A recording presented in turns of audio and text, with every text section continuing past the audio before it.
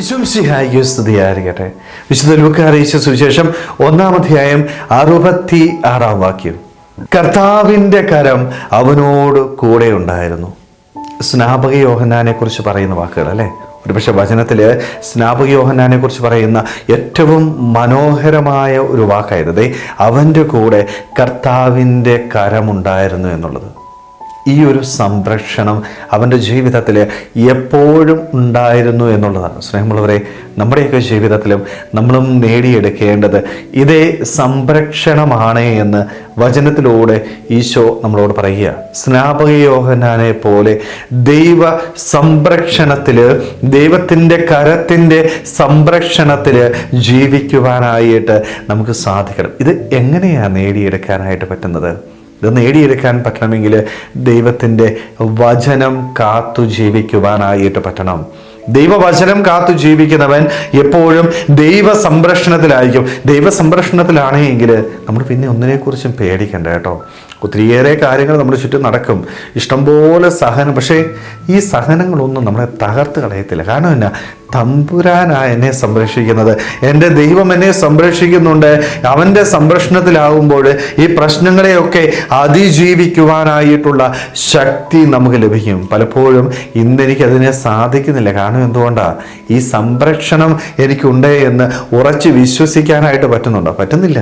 അതുകൊണ്ടാണ് ചെറിയൊരു തടസ്സം ഉണ്ടാകുമ്പോൾ, പ്രശ്നം ഉണ്ടാകുമ്പോൾ നിരാശപ്പെട്ടുകൊണ്ട് പ്രാർത്ഥിക്കാതെ എല്ലാം നശിപ്പിച്ച് മുന്നോട്ട് പോകുന്നവരുടെ എണ്ണം ഇന്നേറി വരികയില്ല. പിന്നെ തമ്പുരാൻ്റെ അടുത്ത് കയറത്തില്ല. കുറേ നാൾ പ്രാർത്ഥിച്ചു, ഒരു കാര്യത്തിന് വേണ്ടിയാണ് പ്രാർത്ഥിച്ചത്, ആ പ്രാർത്ഥിച്ച കാര്യം എനിക്ക് ലഭിച്ചില്ല, എൻ്റെ ദൈവം എന്നെ ഉപേക്ഷിച്ചു, ഇനി ഞാൻ പ്രാർത്ഥിക്കുന്നില്ല, തീർന്നു.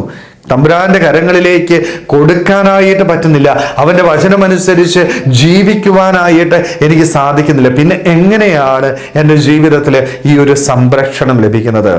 നമ്മൾ ഇന്ന് ആയിരിക്കുന്ന ലോകത്തിൻ്റെ ഒരു പ്രത്യേകത എന്ന് പറയുന്നത് ആരുടെ സംരക്ഷണം നേടാനായിട്ടാണ്? ഈ ലോകത്തിൻ്റെ സംരക്ഷണം നമ്മൾ നേടുന്നുണ്ടല്ലേ? പണം നമ്മൾ കുന്നുകൂട്ടി വയ്ക്കുന്നത് എന്തിനാ? സംരക്ഷണമാണ്. നല്ല ഭവനം പണിയുന്നുണ്ട് എന്തിനാ? സംരക്ഷണത്തിന് വേണ്ടിയാ. ഈ ലോകത്തിൽ എല്ലാ സുഖങ്ങളോടുകൂടി ജീവിക്കുവാനായിട്ടുള്ള സംരക്ഷണം നമ്മൾ നേടിയെടുക്കുന്നുണ്ട്. ഇതൊന്നും വേണ്ട എന്നല്ല അച്ഛൻ പറയും. പക്ഷേ നമ്മൾ മറന്നു പോകുന്ന ഏറ്റവും പ്രധാനപ്പെട്ട ഒരു കാര്യം എന്താ?